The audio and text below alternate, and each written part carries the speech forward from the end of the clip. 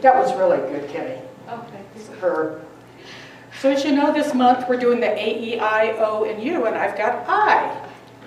So I wanted to find at least one I word that we didn't talk about a lot, and then I'll talk about a couple that we talk about a lot. But what I found that we don't talk about a lot is spiritual individuation. When we talk about a person individuating, it's usually a stage of life for your teenagers, where they're pulling back from mom and dad and they're starting to rebel and they're trying to figure out who they want to be when they grow up and what they want their life to be in their career and what college they're going to go to. And if you remember your teenagers years, mine were miserable. I never want to see the teen years again. But when I started thinking about it, my spiritual journey had a lot of that going on too. I had a number of dark nights of the soul where I told God what I thought of him. And fortunately, he didn't strike me with lightning, but there were times crying on the floor, why? Give me the sign, I'm not getting it. And all of the turmoil that I had as a teen came back in, trying to figure out what my spiritual truth was. I grew up as a Methodist, and there was a lot of judgment, and there was a lot of the kids, you could tell what they were saying. They'd heard at dinner last night, talking about people, and if you weren't in church, that's who they talked about. And I knew I didn't want any of that. But I didn't know what I wanted. And I think we probably all have gone that way. I know we talk a lot about we're all recovering from something, some religious experience or some place that we've been. And I always used to think that, when I started out, I'd have these questions like, why is spirituality so hard? Why does it have to be such a deep, crying, miserable trip sometimes? And I realized that that's just part of life. If I don't go deep enough, how am I going to know who I really am or what I really believe or what's important to me? I know that when I grew up, I had so many defensive walls, so many things that were protected. So many parts of me I wouldn't share. And I took that, of course, into my spiritual growth. So again, it was not sharing everything, reading this and thinking about it, but did that work? Or reading this or trying this, did that work? Until I found something that worked for me, which turned out to be religious science and science of mind. Because what it gave me was the freedom to experience and to try and to be whatever that was. And it was open at the top, so I could continuously be working on that. It wasn't a goal, and that was one of the big lessons. You just didn't all of a sudden get enlightenment. You didn't get this state of being. It was this conscious, continuous process of learning and experiencing. And I still spend hours a week thinking about what am I thinking, what do I believe, things that go on between people, where do I fit into that, what part of that is mine, what part of it isn't mine, where do I want to draw the line, where are my boundaries now, what's acceptable, what's not acceptable. But what I found is that as I got away from that individuation period that was so rough, my sister and I used to just sit there and go, how come all the Christians are smiling? Everybody, the Baptists look happy, everybody else looks happy. You watch them on TV, they all look happy, and we're sitting here going through this miserable period. And I wanted that. And I got it, but I had to go through all the garbage first. I had to let my defenses down. I had to be willing to risk, to be vulnerable, to be able to really put everything that I believed and thought I was aside, to be able to really feel inside what was right for me, and to really be able to stand that, to listen to other people who didn't believe, to not be defensive, to not feel that I had to justify what I believed, what I was. And that's where I came to that it doesn't matter what anybody else thinks. It doesn't matter if it's written down somewhere. It just matters that it's where I am, it's who I am. It's where I'm content and happy to be. And that's okay wherever that is. So as you go through your journey and you have the ups and downs, that's part of life. That's how we learn. That's what makes us go deeper and deeper deeper, to really get to the point. I think military training sometimes where they break you down and then build you back up and really make you a team player, so you have your team's back and you're working together.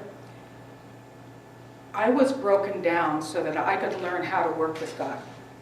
I could learn how to communicate with Source and to know that it was always there for me, that I was always loved, that I would always be respected and admired and loved and appreciated by at least one consciousness, one entity. And it didn't have to be anybody in this world. And when I got there, I became more confident, more willing to do things and to risk and to try and to reach out and to share, because when I can stay vertically connected, I'm constantly replenished. I'm constantly reborn, if you will. Every day is new. Every day I learn something more. Every day life expands and you see new things to appreciate and new things to love. So if you're having a dark night of the soul, you're having a tough period with something, go back to basics. Go back to your connection to Source. Throw everything else out. Maybe stay away from people for a while. Even if they're your dearest friend, if they're not helping you in that moment, take a vacation from them so that you put yourself and your connection first, so that you take care of yourself and nurture you. If you don't value yourself enough to be able to take a few moments to nurture yourself, to honor yourself, why would anybody else? It's important that we all honor ourselves, that we value ourselves, whatever that is. Maybe it's just, excuse me, time out. Maybe it's saying no. Maybe it's a foot massage. Maybe it's having ice cream or going out for dinner or not making the bed that day. It could be anything. But something that helps you, something that supports you, something that shows you love you. If you just go down to the 99-cent store and get yourself a little pretty flower or something, it doesn't have to be expensive. It could be going and sitting by the lake on a picnic table and watching the eagles. Jenny and I spent a couple hours out there last year, and we just watched the eagle and didn't talk, and it was so nurturing and so beautiful. But to take those moments, because the spiritual individuation is not fun. There is no spiritual bypass. You don't get to take a big breath and blow it all away. It's there. It's who we are. It's what we're here to do. It's our journey. So when you do it, honor yourself. The next I wanted to talk about was intention. We use intention a lot when we're going to do an affirmation, when we're going to do prayer work, but do we really use intention all of the time? Stella gets up in the morning and sets the intention for the day. She knows what her day is going to be like because she's already set it, and that's what she expects to happen. That's one of the easiest ways to use it. But it's important, and the part I really want to talk about is it with relationships. Whether it's with your spouse, your parents, your kids, what is your intention for that relationship? When you're having an argument, what is your intention? Mine used to be right and to win. That didn't make a marriage work very well, because both of us were doing that. So it didn't work. Of course, I'm divorced. But what is your intention? Have you ever thought about that? You had intentions when you were bringing the kids up, that you wanted to train them in a certain way. You wanted to make them a functioning, successful member of society. You wanted them to know right from wrong. But then they start to individuate. And so you get those rebellious years. And all of a sudden, it's a war and it's a fight. And that can go on till your 30s and 40s or your parents pass. It could go on forever. So what is the intention? An intention for a relationship should be something like, I want a loving relationship. What do I need to do to have that?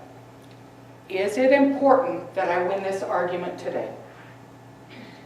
Who cares? Who's going to remember in 10 years who won? You're having a conversation. I've got a sister that does this. My brother-in-law says something that's not quite right, like it happened in 2006. No, it was 2005, it was October, it was this.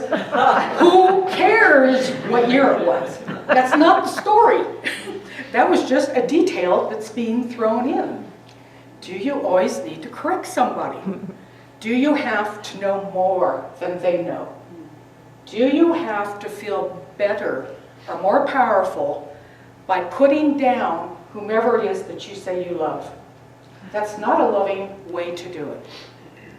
Do you have to always have the last word? Got a sister who does that. She'll describe why she did or didn't do it. It'll go on for hours, and you're already way over there. Don't care. But it's still going on. Is that important? It's not. Again, in 10 years, who's going to remember? So when you get up in the morning and you set your intention for the day, include your relationships in it. Maybe I'm going to have a loving, harmonious day, full of grace and ease, and I'm just going to shower everyone with love. You're programming yourself. And if you do that daily, that becomes your intention towards life. And that's how you start treating people and working with people. And that's how we all work together to be a loving society. You don't need to win. Winning doesn't prove anything except maybe you're an ass. You know, I mean, really. I hear arguments all the time, you know, and it's just, I don't see the sense of them anymore. When I was in the middle of them, oh, it was important. But when you look back on it, they're not that important. I think of some of the ways my mouth got away from me in my marriages, and I cringe because I got an A+ in it. But I hurt people while I was doing that. And I cringed that I caused that kind of harm because of something that I needed, that I didn't care about anybody else, but my need to be right. And it's not important anymore. The important part is the goal, the intention, to have love and a loving relationship. And then I wanted to talk about intuition. Intuition, I think, is important because to me that's the spiritual voice talking to us. That can help protect us, can help guide us, can help make life easier if we'll listen. It also does great things in protecting. You're getting up in the morning, there's a couple ways you come to town, and you usually go this way, but all of a sudden something's telling you, I need to go that way. What you find out is that if you don't listen to that and you go this way, something's happening down there. There could be an accident, there could be, traffic held up while they work on the road, where this other, if you'd listened to it, would have gotten you there on time with no problem. Intuition can help us, when it comes to protection, help us change timelines. So that if there's someone that's going to mug, somebody that's going to rob, rape, pillage, whatever, you don't interact with them because you've listened to the voice. The hard part about that is learning to trust yourself. Because if you have voices in your head, you should be in that big place with the padded walls and your arms tied behind you. But those voices, when you start to listen and know that they're good voices, God's not going to tell you to go do something bad. He's not going to tell you to go kill somebody. But if it's something to take care of yourself, maybe it's getting a plate. What plate do I need today? And you get the colorful one because that's what you need for your color healing that day. Or you call a friend and the friend says the right thing that you need to hear. It's allowing the divine to have an active part in your life. But trust is hard. We have the little voices that second guess us all the time. And how do we be sure? It's something that we have to work on. That's part of our spiritual journey of connecting to Source and learning what that voice is and learning to trust. But when you look at all the different words that we have, every word that we ever talk about can in some way apply to our spiritual journey, our spiritual life. We were talking about indulge this morning, our indulgence. And that means now